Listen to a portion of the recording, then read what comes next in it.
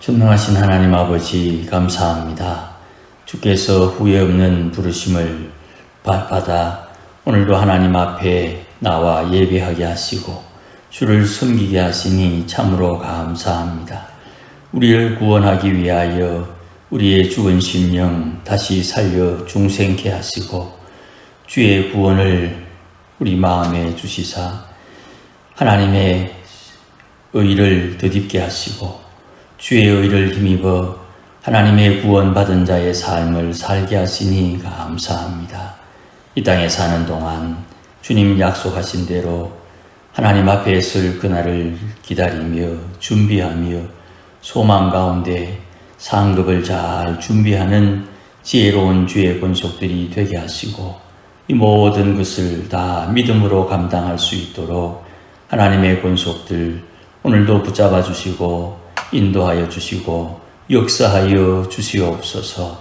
하나님께서 하나님의 권속들을 붙드셔서 위로하여 주시고 깨우쳐 주시며 하나님 기뻐하는 길로 이끌어 주심으로 하나님의 영광 보게 하여 주옵소서.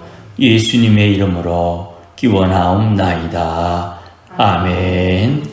지난 시간에 야곱의 예언에 따라 단지파 후손 중에 심판자가 나온다 하는 창세기의 말씀을 언급해 드렸습니다. 단지파의 사사는 주의 구원을 이루는 사명을 받게 되고 이 사명을 이루기 위해서 나실인으로 등장하게 됩니다. 이것이 이제 삼손이 태어나게 되는 배경의 요지입니다. 그러니까 삼손이 나실인으로 태어나게 되는 그 배경에 야곱의 예언이 있다 하는 것을 우리가 염두에 둬야 됩니다. 이것을 위해서 이제 어머니가 몸가짐을 별다르게 합니다. 여호와의 사자가 삼손의 어머니에게 나타나서 아이를 잉태한 채로 포도주와 독주를 마시지 말고 율법이 정한 부정한 것을 먹지 말아야 한다. 그렇게 말씀하시고 이 아이를 잉태함으로부터 배에 가지고 난 이후로 이미 나실인이 되기 때문에 이런 행위를 어머니에게 요구를 합니다. 이런 상황을 보면 비슷한 인물들이 몇 명 있는데 삼손의 잉태 소식을 마치 예수님의 수태고지 또 세례 요한의 수태고지와 비슷한 것 같아요. 세례 요한의 잉태 소식과 예수님의 잉태되는 소식은 모두 다 가브리엘의 기쁜 소식으로 시작됩니다. 가브리엘은 먼저 아이를 가지지 못하는 여인 엘리사벳이 아이를 가질 것이다. 이 말씀을 남편인 사가랴 제사장에게 알려줍니다. 이 제사장이 하나님의 천사가 나타나서 이 귀한 이야기를 해주는데도 불구하고 이걸 믿지 못합니다. 그래서 하나님께서 혹이라도 이 증거가 필요한 것 같아 그의 입을 봉합니다. 그러니 분명히 예배드리러 들어갔는데 예배드리고 나오니 말을 하지 못하는 이상한 경험을 하게 되는 거죠. 그리고 이 여인은 엘리사벳은 아이를 가지고 잉태하게 됩니다. 그리고 그 다음에 동정 여인 마리아에게 나타나서 가브리엘이 하나님의 아들로 불리게 될 아이를 잉태하게 될 것이다. 그렇게 이야기를 해줍니다. 도무지 상상할 수 없는 일이 일어납니다. 이 일을 고민하던 정혼자 요셉은 자기의 계획대로 일을 처리하고 매듭 지으려고 했는데 꿈으로 하나님의 역사를 이해하고 순종하게 됩니다. 이런 일련의 일들을 보면서 삼손의 이야기가 조금 수월하게 이해되는 거죠. 나실인으로 엘리야의 심정을 가진 세례 요한, 하나님의 아들로 이 땅에 사람의 모양을 입은 예수님은 모두 다 하나님의 거룩한 사람들이었습니다. 그래서 하나님의 거룩한 사람을 통해 하나님의 뜻이 이루어지게 되는 것이. 계속 반복해서 말씀드립니다마는 신약의 모든 성도는 모두 선지자다. 그렇게 제가 계속 말씀드리고 있지요. 선지자는 누구냐? 선지자는 영이신 하나님과 소통하는 사람을 모두 다 선지자라고 표현합니다. 그래서 구약 성경에는 하나님과 소통하는 사람, 영이신 하나님과 소통하는 사람을 선지자로 부릅니다. 그리고 이 선지자가 공식화되는 과정은 우리가 그렇게 깊이 다루지 않습니다만은 선지 학교를 통해서 선지자의 경험을 배우게 됩니다. 이것은 선지자를 양성함으로 끊임없이 하나님의 일이 이스라엘 가운데 이어지기를 소원하는 이스라엘 백성들의 소망 때문입니다. 하나님께서 영이시기 때문에 영이신 하나님과 소통하는 것이 결코 수월하지가 않습니다. 사람들 생각하는 것처럼 그냥 얼굴 맞대고 대화하는 것이 아니에요. 그러니 이 선지자가 하나님과 소통하는 것이 특기가 되는데, 이 선지자, 어려운 선지자가 예수 믿는 사람은 누구나 다 선지자다 이 말이죠. 하나님께서 미리 말씀해 주시니까 보고 듣고 깨닫고 주께서 기뻐하는 일을 행하는 사람이 되는 겁니다. 성도는 이렇게 예수님을 믿어서 중생되고 칭의를 받아서 구원을 받습니다. 내 영이 살아서 영이신 하나님과 소통할 수 있고, 영이라고 하나님과 소통하지 못하는데 하나님과 소통할 수 있는 의가 없는데 의가 있다고 인정해주는 칭의를 통해서 하나님과 소통할 수 있게 됩니다. 이렇게 구원받은 성도에게 하나님은 구원받았다는 표시로 성령님을 선물로 주세요. 누구든지 예수를 믿으면 이런 설명의 과정, 절차를 다 지나서 누구든지 다 성령님을 선물로 받습니다. 이 성령님을 선물로 받은 성도는 하나님과 소통하는 하나님의 양자, 하나님의 아들들이 되는 거예요. 그래서 신약에서는 성도를 선지자라고 말하는 것입니다. 지금 신약시대를 사는 우리 성도들, 선지자들은 오늘도 하나님과 소통하면서 내 안에 계신 성령님의 인도를 따라 주를 섬기며 살아야 하는 것입니다. 이 선지자에게는 각자에게 주신 사명이 다 있어요. 열왕기의 내용들을 좀 읽어보면 어떤 선지자는 왕에게 기름 부어주고 도망가는 선지자가 있고, 어떤 선지자는 왔던 길로 되돌아가지 말라는 말씀을 듣고 왔던 길로 돌아가지 않는 선지자도 있죠. 하나님께서 선지자에게 무언가를 시켰는데 사람의 정으로 시킨 일을 하지 않으므로 하나님께서 선지자임에도 불구하고 저주받게 되는 일을 경험합니다. 그 내용들이 성경에 잘 기록되어져 있죠. 그러니 신약 성경에 등장하는 선지자, 성도들은 각자에게 주신 사명이 다 있어요. 그거는 하나님이 각자에게 주기 때문에 중간에 누가 끼어가지고 넌 이거 해라, 넌 저거 해라 이렇게 지시할 수가 없어요. 혹시 이것을 성도 1번에게 하나님이 맡기신 것이 아니냐 이렇게 원하거나 추측하거나 또 이렇게 말을 할 수는 있지만 결정은 역시 자기가 해야 되는 것입니다. 목사님이 시켰으니까 내가 했다. 그런 것은 없어요. 어떤 이도 내 안에 계신 성령께서 내게 주시는 사명이 다 있는 것이. 우리는 일본 문화를 좀 영향을 많이 받았어요. 그래서 지금은 그런 생각을 하는 분이 잘 없습니다만은 한 20년 전만 해도 한 번 직장에 들어가면 이직하는 것을 별로 좋게 생각하지 않았죠. 한 번 들어간 그 직장을 평생 직장이라는 생각을 가졌어요. 우리 어른들은 다 그런 생각을 가졌어요. 그런데 요즘은 아니고 한 20년 전만 해도 서울에 갔을 때 보니까 청년들이 수시로 와서 기도해달라고 이야기해요. 그래서 기도 제목이 뭐냐 물으면 이번에 이직을 합니다. 이직한 지 얼마 안 돼서 1년 지나고 또 이직을 해요.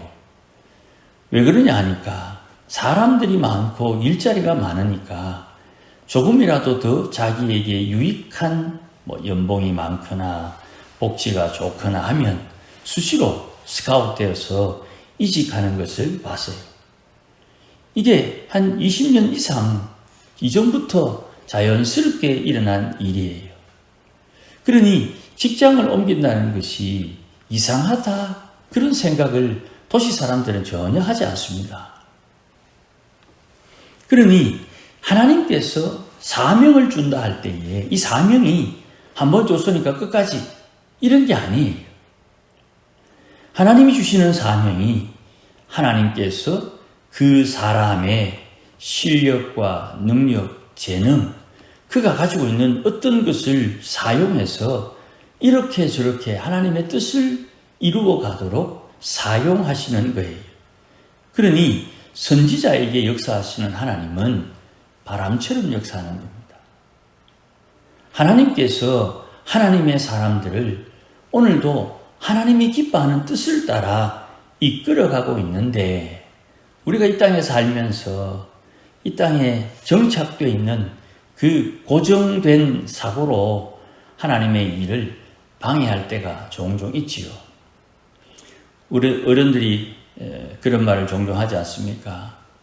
결혼하고 돈 버는 법 첫 번째, 이사 자주 다니면 안 된다.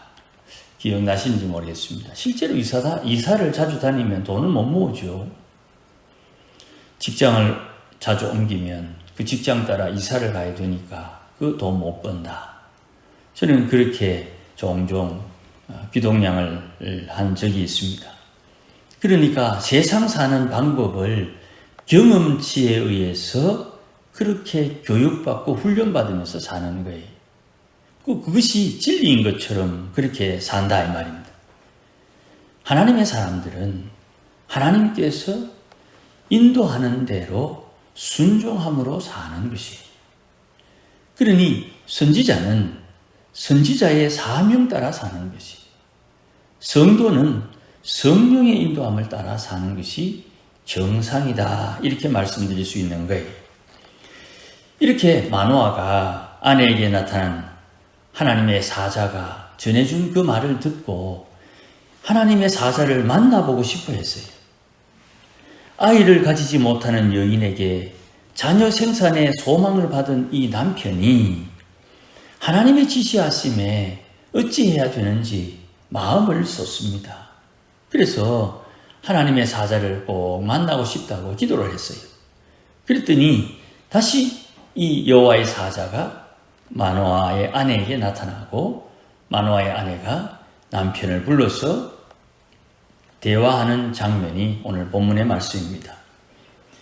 어떻게 이 아이를 양육해야 되겠습니까? 아이를 가지지 못하는 가정에 아이를 주시니 얼마나 감사하고 고맙겠습니까? 그리고 아이를 이렇게 양육하라 하는 말씀을 주시니 얼마나 기쁘겠습니까? 그래서 이 말씀을 다시 한번 확인하기 위해 어찌 양육할까요? 이렇게 다시 물었더니 하나님의 약속을 받은 이 여인에게 또 남편 마노아에게 하나님의 약속을 다시 언급을 합니다. 나실인으로서 자라게 하라. 나실인으로서 거룩한 삶을 살게 하라. 이 말을 받은 이 마노아가 하나님의 사자에게 예배를 드리고 헌물을 준비하려고 합니다. 그러면서 아마 자기도 모르게 물었던 것 같아요. 당신의 이름이 뭡니까? 내 이름을 왜 묻는데? 당신이 말한 것이 이루어질 때 우리가 당신을 존귀히 여기겠습니다 하는 말을 합니다. 이 말은 우리가 조금 부정적으로 이해할 수 있습니다. 사사시대에는 자기의 소견에 따라 하나님을 섬기던 때지요. 그러니 자기 인생에 나타난 하나님의 흔적을 가지고 자기 인생에 역사하신 하나님을 섬기겠다고 하는데 이 모델이 기드온입니다. 기드온이 하나님을 만나고 내가 죽게 되었다 할 때에 죽지 아니하리라 하는 응답을 받고 여호와 살롬 하나님의 화평이다 그렇게 말을 했지요. 지금 마노아도 여호와의 사자를 봤는데 죽을 것이다 하는 이야기를 22절에 합니다. 그러니 하나님께서 나와 만나 주셨다는 것을 아직 깨닫지 못하고 기드온 그 사사가 경험했던 그런 일, 하나님을 경험하고 난 뒤에 기드온이 만든 그 기념품, 기념할 물건, 그게 이스라엘 백성들의 음란하게 숨기는 것이 되었죠. 그러니 이 마노아도 하나님의 이름을 물으면서 이 이름이 어디에 사용될지를 정신을 못 차리고 묻는 거예요. 그러니까 18절에 여호와의 사자가 이르기를 내 이름을 왜 묻느냐 그렇게 반응을 하고 이름을 가르쳐 주는데 그 이름이 기묘자다 그렇게 말합니다. 이 기묘자라는 말은 이 특별한 용어인데요. 기묘, 기이하고 묘하다 이런 뜻입니다. 하나님의 이름은 묘하다. 사람의 이성과 감성으로 가늠할 수 없는 신비한 것이다. 이런 뜻이에요. 창조주 하나님에 대한 명칭이기도 하고 이 말이 기묘자가 이사야를 통해서 나중에 메시아의 이름으로 사용이 됩니다. 그러니까 예수님께서 이 땅에 오시는 방법이 사람들의 이성과 감성으로는 이해할 수 없는 신비함으로 온다 이 말입니다. 하나님께서 이 단 지파 후손을 나실인으로 태어나게 해서 하시고자 하는 하나님의 구원의 역사는 사람들의 생각에 기묘하다, 이해할 수 없는 일로 이루어진다는 거예요. 실제로 삼손의 삶의 여정을 보면 잘 이해되지 않지요. 하나님의 이름을 물었는데 하나님의 이름이 신기하고 묘하다 이렇게 들었는데 그 신기하고 묘하다는 말을 듣고서도 하나님의 이름이 왜 그렇습니까? 라고 마노아가 질문을 안 해요. 대화가 뭔가 이상하지요? 전혀 이상하지 않은 것처럼 지나갑니다. 그리고는 진짜 신기한 일이 일어나니까 19절에 이적이 일어났다 그랬는데 신기한 일이 일어나니까 비로소 어리둥절하게 되는 거예요. 신기한 일은 20절에 보니까 마노아가 염소 새끼 한 마리 그리고 소재 드릴 제물을 바위 위에 얹어 놨더니 이 바위에서 불꽃이 나와가지고 불꽃이 제물을 사르고 하늘로 연기 올라가듯 올라가는 거기에 이 여호와의 사자가 제단 불꽃에 휩싸여서 같이 올라갔다. 이걸 지금 마노아와 아내가 눈 뜨고 봤다 이 말입니다.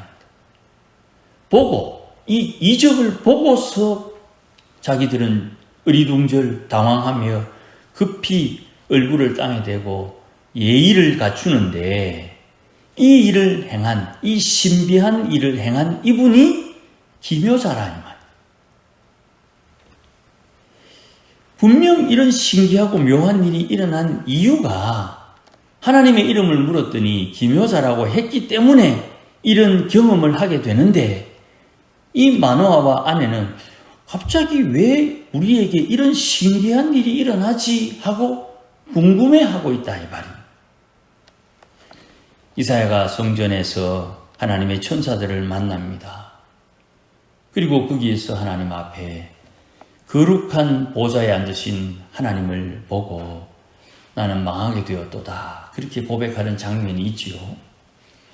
내가 허물과 죄가 있어 나는 망할 수밖에 없구나 하는 고백, 회개를 통해 천사가 제단 숯불 가지고 이사야의 입을 지시는 장면이 나옵니다.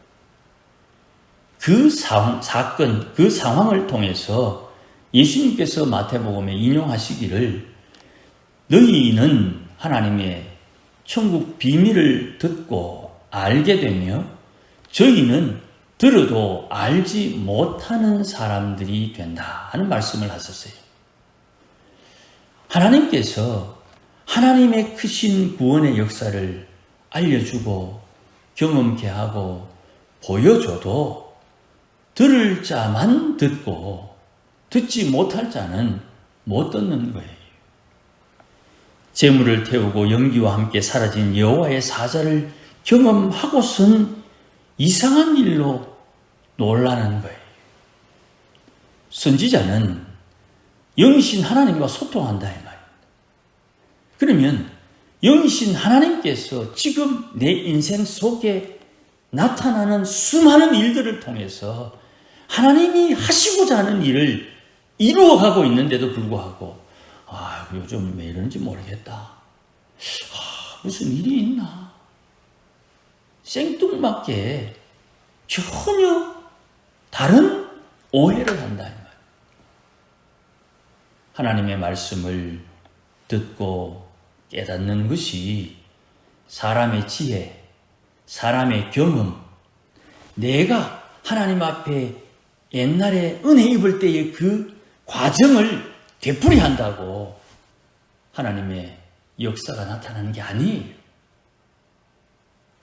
지금 이 순간 여기에 계신 하나님께서 내게 말씀하시고 깨우치시고 확신케 하시는 그 일이 하나님의 입에서 나온 말씀이니 이루어지겠다는 믿음이 있어야 된다. 이 믿음이 오늘도 우리를 작은 믿음에서 큰 믿음으로, 적은 믿음에서 위대한 믿음으로 우리를 자라게 하고 성장시키는 거예요. 옛날에 안 그랬는데 언제까지 옛날 붙들고 살랍니까?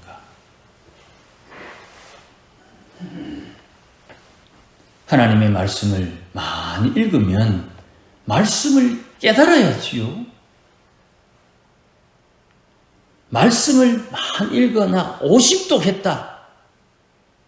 50독 하는 것도 소중하고 귀한 일이지만 50독 했다는 그것이 내게 복이 되는 이유가 아니란 말이에요. 2독하고 복 받으면 뭐 하랍니까? 100독 하고 나서 복 받으면 어찌 될 겁니까? 50독이 중요한 게 아니에요. 50독 하는 과정 속에 말씀 가운데 역사하시는 주님을 만나는 것이 중요하고 그 말씀을 통해서 깨우치실 때에 내 마음의 깨달음이 중요한 거예요. 그 모든 과정들은 내 안에 계신 구원의 선물로 받은 성령님께서 주도하고 있다는 것을 놓치면 안 된다. 하나님 아버지를 내 인생의 왕으로 모시고 죽음에서 부활하신 예수님을 내 인생의 주인으로 모시고 내 안에 계신 성령님을 내 인생에 이끄시는 영도자로 모시고 삼위일체 하나님이 나의 하나님이요, 나의 주님이요, 나의 아버지요, 내 생명의 근원임을 고백하는 그 신앙에서 하나님의 구원의 역사가 나타난다 이 말입니다. 돌뱅이에서 어떻게 불꽃이 나옵니까? 신기한 일 따라 살면 안 되고 신기한 일을 일으키시는 기묘자, 우리의 주 여호와 하나님, 예수님을 믿는 우리에게 아버지가 되어주시는 하나님을 믿음으로 그 하나님께서 우리 인생에 하늘에서 이룬 하나님의 뜻을 이루어 간다. 우리는 주기도문에 나오는 것처럼 주의 이름 귀히 여기며 사는 것이 중요한 거예요. 사람이 살면서 눈에 보이는 것이 어찌 미혹되거나 현혹되지 않을 수 있겠습니까마는 눈에 보이는 것이 뻔히 보임에도 불구하고 내 마음에 심겨진 신앙의 근본은 주의 이름 귀히 여기면 하나님의 나라가 임하고 하늘에서 이룬 뜻이 나를 통해 이 땅에 이루어진다는 것을 경험해야 된다 이 말입니다. 아무쪼록 기묘자 신비하신 그 하나님이 오늘도 우리 온 성도들과 함께 하시고 하나님의 역사하심에 동참해서 주의 이름 경험할 수 있기를 예수님의 이름으로 축복합니다. 기도하십시다. 주님 고맙습니다. 주의 성령을 우리에게 주셔서 아버지가 일하니 나도 일한다 하신 주님께서 주의 성령의 인도하심을 따라 오늘도 성도들이 하나님 기뻐하는 것이 뭔지를 깨닫고 하나님을 기쁘시게 하며 살도록 길을 열어주시니 참으로 감사합니다. 부족함이 있고 연약함이 있고 어리석음이 있겠으나 하나님께서 인도하시는 그 길 잘 따를 수 있도록 도와주시고 믿음으로 살게 하소서. 하나님 예비하신 하늘의 큰 은혜와 복을 누리며 사는 온 교회와 성도들이 되도록 역사하여 주시옵소서. 예수님의 이름으로 기도하옵나이다. 아멘. 이제는 우리 주 예수 그리스도의 크신 은혜와 하나님 아버지의 극진하신 사랑과 성령님의 감화 감동 위로 충만하심이 오늘도 하나님을 사랑하고 주의 성령의 인도함을 따라 삶으로 하나님의 이름 경험하기를 소원하며 주의 구원을 경험하기를 소원하면 모든 믿음의 권속들 심령 위에 이제로부터 영원토록 함께 계실지어다. 아멘.